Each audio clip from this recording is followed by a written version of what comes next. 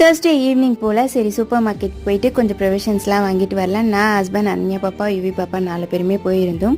தேவையான திங்ஸ்லாம் வாங்கிட்டு வந்தாச்சு.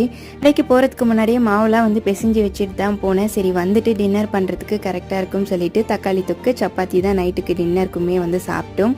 ஃப்ரைடே கொஞ்சம் இயர்லியாகவே எழுந்துட்டேன். தக்காளி தொக்கு பேலன்ஸ் இருந்துச்சு.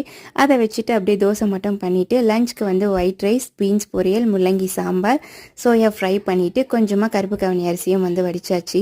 நைட்டு வந்து டயர்டுக்கு ப்ரொவிஷன்ஸ்லாம் அப்படியே வந்து வச்சுருந்தேன். எல்லாமே ஃபில் பண்ணிடலான்னு சொல்லிட்டு கையோட ஃபில் பண்ணியும் அரேஞ்ச் பண்ணி வச்சாச்சு. ரொம்ப நாள் ஆசை, வெயில் வந்த பிறகு வாங்கலான்னு சொல்லிட்டு பானையை தான் போயிட்டு நானும் ஹஸ்பண்டும் போய் வாங்கிட்டு வந்திருந்தோம்.